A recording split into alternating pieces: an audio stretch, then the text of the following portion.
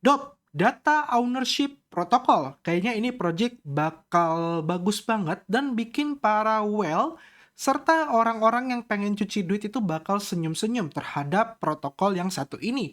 Dan ini juga ada airdrop ya. Nanti gue akan kasih lihat tutorial cara ngegarap dari Data Ownership Protocol itu seperti apa.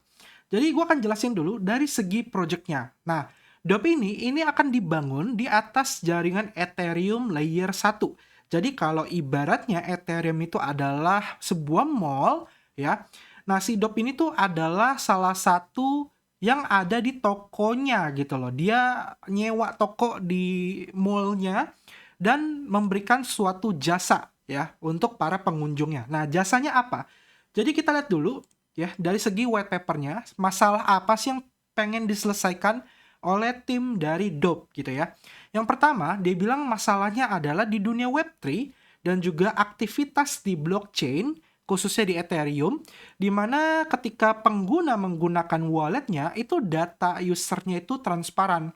Jadi semua orang tuh bisa melihat dari segi account balance atau nilai asetnya berapa di walletnya, transaksinya apa aja, ya, dan seluruh aktivitas yang terjadi secara on-chain, ya, itu bisa dilihat oleh publik atau semua orang gitu loh. Nah, menurut mereka, tim DOP ini bisa menjadi suatu masalah atau bahaya.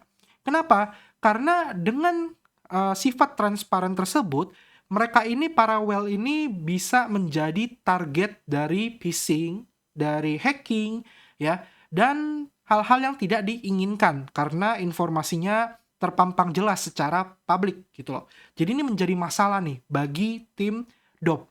Nah, solusinya adalah mereka ini memberikan sebuah platform di mana mereka punya konsep pengguna itu bisa mengkontrol seluruh isi dari on-chain datanya. Jadi seluruh aktivitas yang ada di blockchain oleh si pengguna itu bisa diatur, mereka bisa setting gitu loh.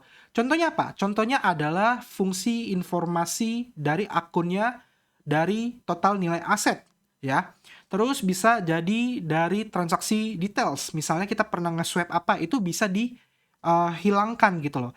Mungkin lebih tepatnya kayak disembunyikan lah ya. Kalau dihilangkan tuh nggak bisa, tapi kayak disembunyiin. Nah, kurang lebih gitu. Jadi semua data-data yang ada terkait aktivitas dengan wallet mereka itu bisa disembunyikan. Ya, entah itu ERC20 token maupun NFT, ERC1155 maupun ERC721 gitu. Jadi itu bisa diatur semua. Nah, bahkan mereka bisa memberikan sebuah tools untuk nge-blacklist ataupun whitelist aset-aset mana yang diperbolehkan untuk diperlihatkan secara publik atau ke akun tertentu atau semuanya disembunyikan aja. Nah, itu juga bisa. Jadi ini projectnya menurut gue menarik banget, oke banget ya.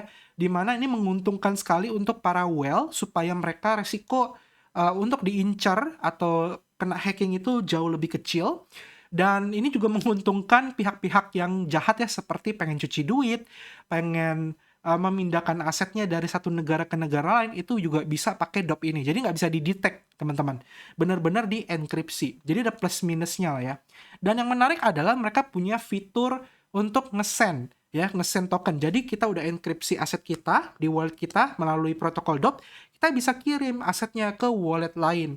Dan nanti wallet lain yang menerima asetnya itu tidak tercatat secara jelas di blockchain. Jadi kayak kode-kode aja sebenarnya ya. Dan nantinya mereka yang terima aset kita di wallet lain itu bisa memutuskan asetnya pengen dipublic lagi atau tetap dalam bentuk enkripsi. Kalau mereka mau transaksi keluar, mereka harus bikin public lagi. Tapi ya kelebihannya ya kita nggak tahu kalau itu asetnya dari mana, duitnya dari mana, apakah duit kotor atau duit bersih. Nah, jadi kurang lebih project dari DOP itu seperti itu, teman-teman. Ya, semoga agak clear nih buat teman-teman nih. Nanti juga ada testnetnya, di mana di testnet itu kita belajar cara pakai DOP-nya, dan ya kita bisa lihat powernya seperti apa gitu loh. Nah, sekarang kita masuk dulu ke token ekonominya ya. Jadi DOP ini punya token juga, namanya adalah DOP ya, DOP, di mana dia udah bagi ke beberapa distribusi. Pertama, ada private sale. Ini adalah alokasi untuk early contributor. Di sini private sale tidak ada vesting period. Terus juga ada Tommy Holder. Nah, gue nggak tahu Tommy ini tokennya Tommy yang mana nih ya. Tapi di sini dia ada kasih ke Tommy Holder dengan vesting period 24 bulan atau 2 tahun. Terus juga ada Tommy Pioneer untuk yang megang NFT Tommy. Ya, gua rasa ini devnya kayaknya sama dengan si Tommy ini, makanya kasih reward tambahan gitu. Terus juga ada testnet reward. Nah, ini yang akan kita kejar, teman-teman. Kita bisa dapat rewardnya dari sini, di mana alokasi ini akan dibagikan untuk kita yang berpartisipasi dalam aktivitas testnetnya dan juga mengamankan jaringan dari DOP. Terus juga ada core team. Nah, timnya juga ada alokasi, di mana 1 tahun itu akan cliff, dan dia akan vesting 48 bulan setelahnya. Nah, di sini menurut gue cukup oke, dia cliff 1 tahun dengan tujuan untuk meningkatkan trust para holder DOP-nya nanti. Jadi timnya itu nggak jualan lah, intinya gitu. Terus juga ada operation and marketing, ini 12 bulan vesting, core developers 24 bulan, DOP reserve 24 bulan, advisor 24 bulan, dan launchpad serta liquidity 24 bulan itu di vesting. Nah, kalau kita lihat token ekonomi yang lebih jelas, pembagiannya adalah launchpad liquidity 6%, advisor 3%, DOP reserve 6%, core team 22%. Ya, timnya cukup banyak ya. Tapi tadi sudah di cliff 1 tahun, jadi ya masih oke lah ya. Operation marketing 8%. Testnet reward, nah ini akan kita dapatkan yaitu 1%. Kecil? Ya, sebenarnya kecil. Tapi semoga dengan kecilnya alokasi ini kali aja bisa jackpot gitu ya. Terus juga private sale 30% dan Tommy Holder ini kebagi dua, ada yang NFT, ada yang token, yaitu 23%. Nah, untuk inflasinya, targetnya akan mencapai ketika di tahun 2028. Jadi kalau kita lihat, dia udah tentuin ya kapan dia listing, kemungkinan kuartal 1 2024, entah itu Januari, Februari. Ya, antara dua itu, Januari atau Februari itu udah listing. Dan di sini, kalau kita lihat dia emisinya mulai naik itu di bulan ketiga ya. Jadi kalau kita lihat di bulan ketiga 2024. Jadi harapannya nanti kita lihat yang testnet reward yang warna hijau. Dan ini udah cair langsung dari hari pertama. Tapi memang ini di vesting selama 2 tahun ya. Jadi buat dapat 100%-nya ada di 2028 kayak gitu. Nah, kalau gitu TGE-nya berapa kok? TGE-nya itu sekitar 55% untuk airdrop. Jadi kita dapatnya 55% di awal, sisanya akan cair pelan-pelan. Ya lumayan lah, dari 1% maksimal, 55%-nya airdrop gitu. Nah, utility-nya apa? Fungsi dari tokennya. Pertama, governance. Jadi DOP holder bisa melakukan voting proposal untuk mengatur parameters dan juga policies dari protokolnya. Contohnya apa? Contohnya adalah misalnya kalau kita pengen pakai DOP protokol, itu ada gas fee-nya. Nah, gas fee-nya itu bisa diatur. Maunya berapa parameternya. Ya, dan syarat ketentuannya minimum berapa atau maksimumnya berapa, itu juga bisa diatur oleh holder DOP ya, atau governance. Terus fungsi ketiga ya, kedua ya, kedua itu transaction fee. Nah, jadi kalau kita pengen pakai fungsi dari si protokol DOP-nya, itu kita bayar gas fee. Gas fee-nya itu adalah DOP-nya ya, untuk pakai protokolnya. Jadi dia ada dua ya, gas fee-nya adalah ETH. ETH itu untuk menunjang kita menggunakan di blockchain-nya Ethereum, dan untuk protokol fee-nya itu pakai DOP. Jadi kita bayarnya 2 kali, ibaratnya gitu. Teman-teman butuh DOP. Nah, di sini fee-nya pakai DOP, di mana harapannya fee ini sebagian akan di-burn ketika kita bayar. Contoh, kita bayar 1 DOP misalnya.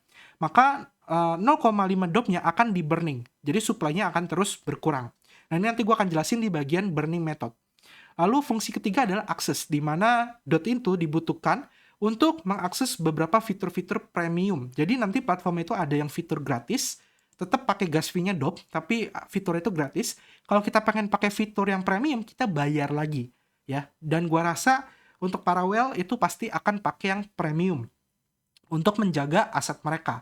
Ya, jadi kurang lebih seperti itu.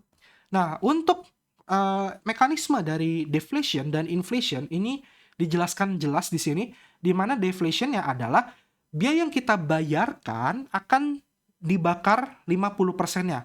Ya. Jadi 50% itu akan dibakar. Dan inflasinya adalah setelah 48 bulan sejak DOP-nya listing, maka 2% inflasi akan diterapkan setiap tahunnya untuk memastikan proyeknya akan terus bertumbuh dan untuk menjaga proyeknya atau protokol itu tetap baik gitu loh.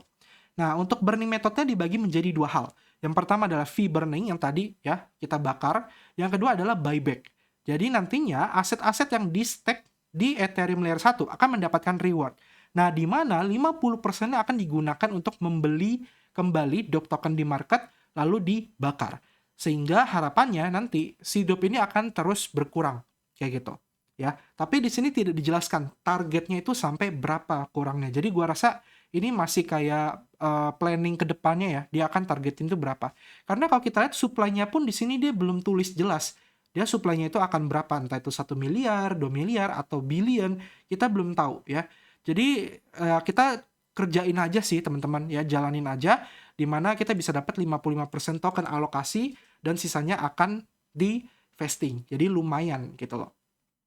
Nah, sekarang kita akan masuk ke testnetnya. Apa sih yang harus kita siapkan? Pertama, teman-teman harus siapkan MetaMask Wallet.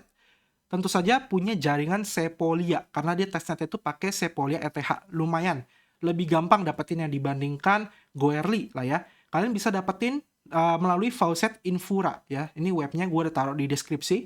Kan buka aja, kalian registrasi akun Infura kalian. Kalau udah, kalian nanti tinggal masukin wallet address kalian di sini. Ya, terus kalian klik Receive ETH.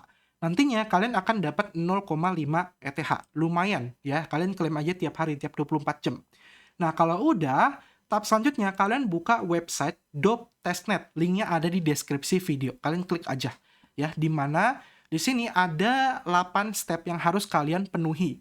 Ya, kalau kalian udah kelarin 8 step ini, maka kalian berhak mendapatkan reward DOP token.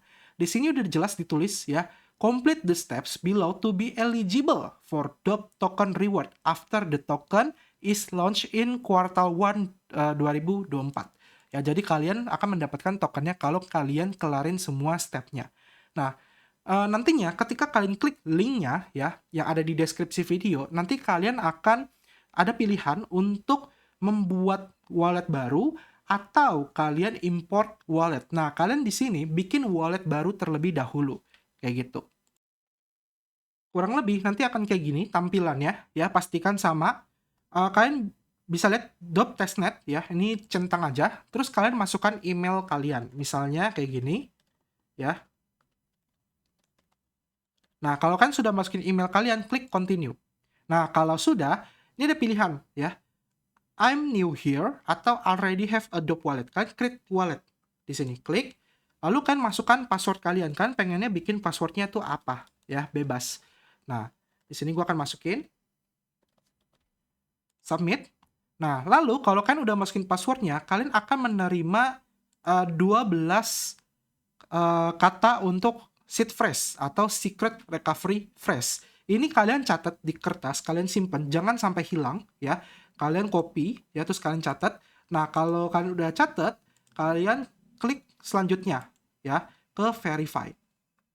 Nah, di verify ini kalian ikutin sesuai yang tadi kalian catat. Contoh di sini tadi pertamanya adalah baby. Terus ada tomorrow, 1, 2, terus grupnya grup send itu ke 4. Nah, terus usage antik result. Nah, ini tadi gue udah catat ya. Jadi ini tinggal klik-klik aja. Walnut, royal. Ini kalau kalian mau buka seed phrase silakan, gue nggak akan pakai. Ini cuma buat contoh video ini doang ya. Jadi gue habis ini juga akan gue ganti yang lain. Ekonomi, ya. Oke, I'm done. Ya, terus kan continue. Klik done. Nah, kalau udah kalian tinggal masuk lagi menggunakan password yang sudah tadi kalian buat gitu ya.